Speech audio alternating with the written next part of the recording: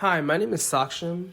And my name is Ishan, and welcome to our podcast. Today we will be discussing the phenomenon of screen addiction. Now, in a recent study by Horwood and Anglim in 2018, screen addiction was a term that was used to show how when we use a screen, it becomes so compulsive that it can lead to many impaired daily functioning in terms of our productivity, social relationships, physical health, or our emotional well-being.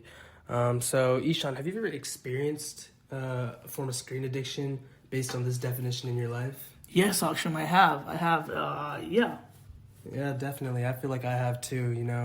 I'm always constantly checking my phone.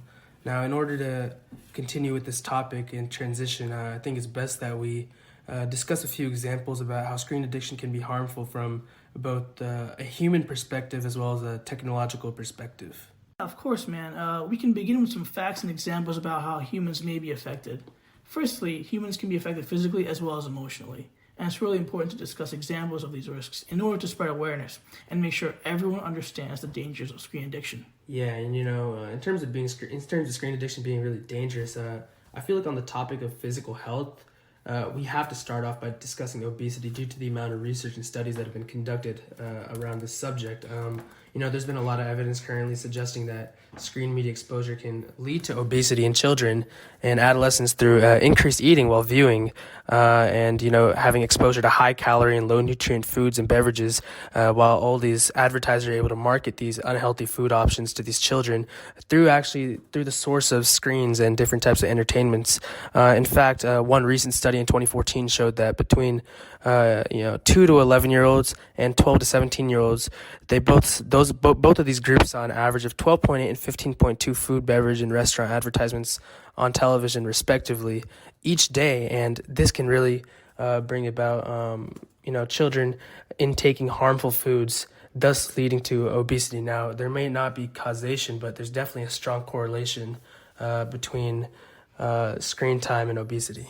Yeah, so beginning off with some strong correlations, there are also some further studies, especially on toddlers, and how screen time has actually showed some struggles in their fine motor and daily skills. Yeah, one study showed that the average 2-year-old spends 17 hours looking at screens and 25 hours a week by the time they're 3 years old. This by far exceeds the 1-hour daily limit recommended by the American Academy of Pediatrics.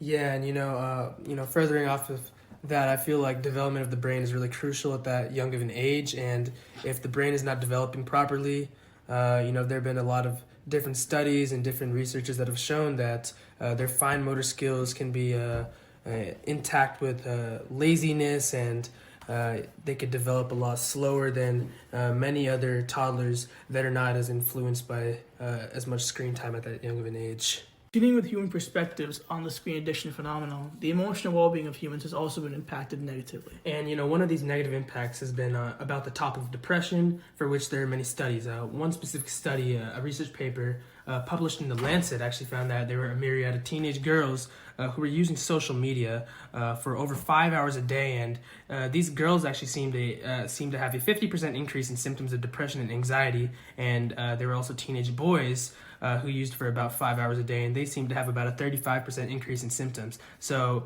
based off of these studies, we can see that there's also a strong correlation between using screen time and symptoms of depression and anxiety. Now we'll move on and take a look at the technological perspective behind this phenomenon.